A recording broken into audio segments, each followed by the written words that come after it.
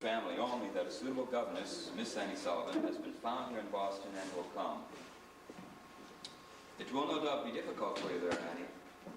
But it has been difficult for you at our school, too. Gratifying, yes, when you came to us and could not even spell your name to accomplish so much here in a few years. But always an Irish battle for independence. And what to say to you, and this is my last time to counsel you, Annie, and you do lack some. And by some, I mean all, what? Tact or talent to bend to others. And what to say to you on more than one occasion here at Perkins is that there was nowhere to expel you to. Your eyes hurt? My ears, Mr. Anagnos. Nowhere but back to Tewksbury, where children learn to be saucy. Annie, I know how dreadful it was for you there, but that battle is dead and done with. Why not let it stay buried? I think God must owe me a resurrection. What? Well, he keeps digging up that battle. That is not a proper thing to say, Annie. It is what I mean. Yes, but I know what I'm like. What's this child like? Like? Well, bright or dull to start off. No one knows. And if she is dull, you have no patience with this? Oh, grown-ups, you have to, Mr. Anagnos. But in children, it just seems a little precocious. Can I use that word? Only if you can spell it. Premature. So I hope at least she's a bright one. Blind, deaf, mute, who knows? She is like a little safe locked that no one can open. Perhaps there's treasure inside. Maybe it's empty, too. Possible. I should warn you, she is much given to tantrums. Means something's inside.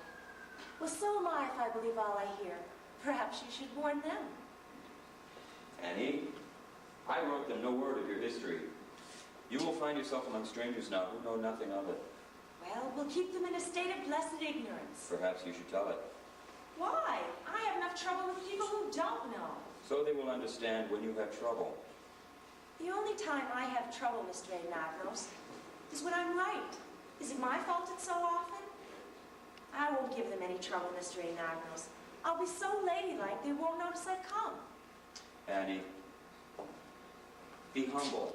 It is not as if you have many offers from which to pick and choose. You will need their affection working with this job. I hope I won't need their pity. Well, we can all use some pity. So, you are no longer a pupil. We throw you out into the world. A teacher, if the child can be taught. No one expects you to work miracles, not even for $25 a month. Now, in this envelope, a loan for the railroad, which you will repay me when you have a bank account. But, in this box, a gift with our love.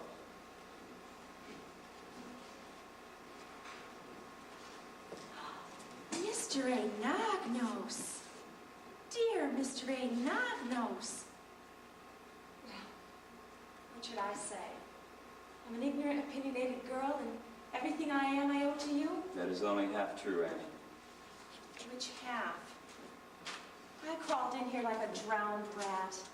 I thought I died when Jimmy died, but I'd never again come alive. You say with love so easy, but I haven't loved a soul since, and I never will, I suppose. But this place gave me more than my eyes back, or taught me how to spell.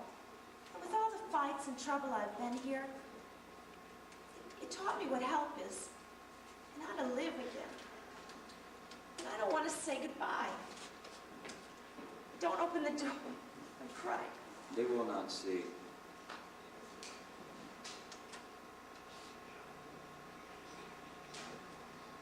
There's a present. We bought you a going away present, Annie. Oh, now you shouldn't have. We did. Where's the present? Open it. Everybody can find it. You, Annie, she's opening it. Is it open? It's opened. It's for your eyes, Annie. Put them on, Annie. Miss Hopkins said your eyes hurt since the operation. And she said you're going where the sun is fierce. I'm putting them on now. Don't go, Annie, where the sun is fierce. Do they fit all right? Oh, they fit just fine. Did you put them on? Are they pretty, Annie? Oh, my eyes feel hundreds of % better already. And pretty, Why, do you know how I look in them? Splendiloquent, like a racehorse. There's another present. We have a present for Helen, too. Give it to her, Mr. Anagnos. It's for Helen, and we took up a collection to buy it. And Laura dressed it. It's beautiful. So don't forget, you be sure to give it to Helen from us, Danny. I promise it'll be the first thing I give her. If I don't keep it for myself, that is. You know I can't be trusted with dolls. Don't go, Annie. Don't go. To her? Sarah, dear, I don't want to go. Then why are you going? Because I'm a big girl now, and big girls have to earn a living. It's the only way I can. But if you don't smile for me first, what I'll just have to do is put you in my suitcase instead of the doll and take you to Helen in Alabama. Come, children, come. We must get the trunk into the carriage and Annie into her train, or no one will be going to Alabama. Come. Bye, Annie. Bye.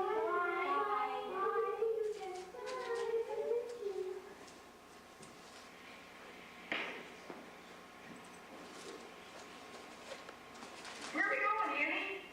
Jimmy, Where are you going? I said I'm taking care of you. Forever and ever? Annie Sullivan, age 9, virtually blind. Jane Sullivan, age 7. What's the matter with your legs, sonny? Forever and ever. Can you walk without that crutch? Girl goes to the women's ward. Boys to men's. Don't let them take me. Annie! Annie! Annie! Coming.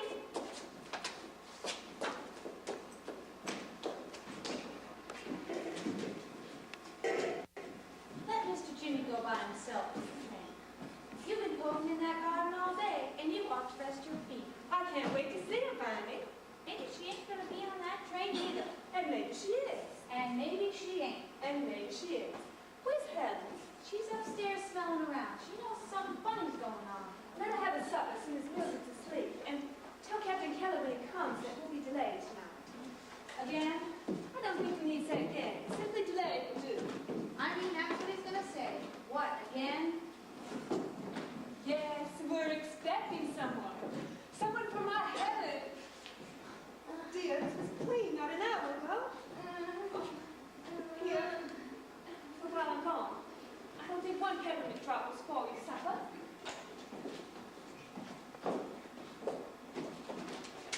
Jimmy. Sir? You don't look dressed for anything useful, boy. I'm not, it's for Miss Sullivan. We needn't keep holding up that porch. We wooden posts for that. I asked you to see that those strawberry pants will move this evening. I'm moving your Mrs. Keller instead to the station. Mrs. Keller, must you always speak of her as though you haven't met the lady? Mother. I said mother. Captain, Evening, my dear. we're off to meet the train, Captain. Supper will be a trifle delayed tonight. Oh, again? With your permission, Captain. What you want, honey? Your mama? Oh, I suppose one little tea cake ain't gonna ruin your appetite.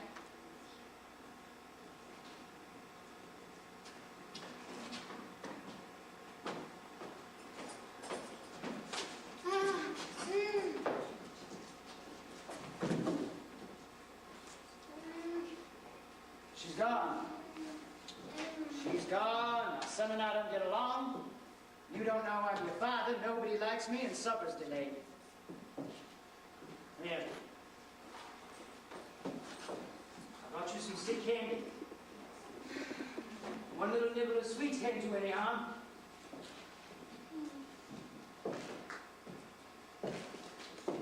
Captain Keller, how do you expect me to get her to eat her supper if you fill her on all that trash? Tend to your work.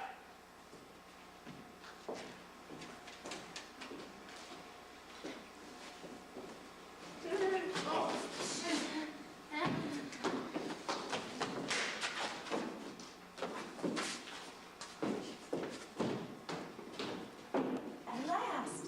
I've been on train so long, I thought they must be backing up every time I dozed off. I'm James Helen.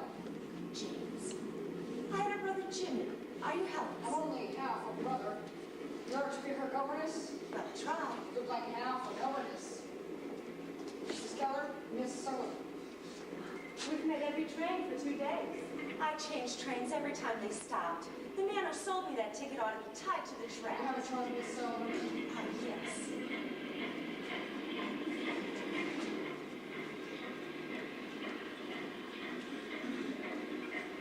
You, didn't bring Helen. I was hoping you would. No, she's home.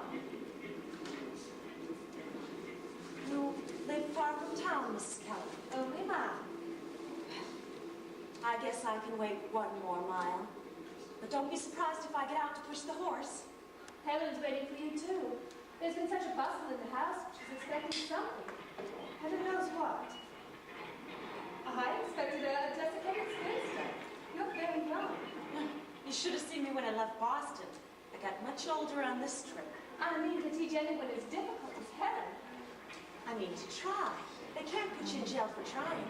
Is it possible, even, to teach a deaf, blind child half of what an ordinary child learns? Has that ever been done?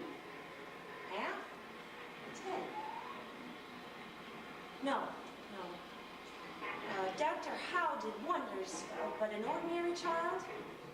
No, never. But then I thought, when I was going over his reports, he never did treat them like ordinary children. More like eggs everyone was afraid would break. May I ask how old you are? Well, I'm not in my teens, you know. I'm 20. Oh, 20.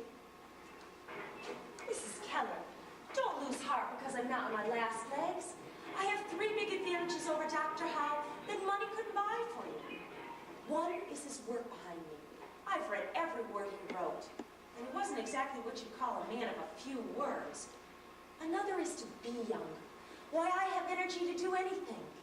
The third is, I've been blind. Advantages. Well, some have the luck of the Irish, and some do not. What will you try to teach Helen first? First, last, and in between, language. Language?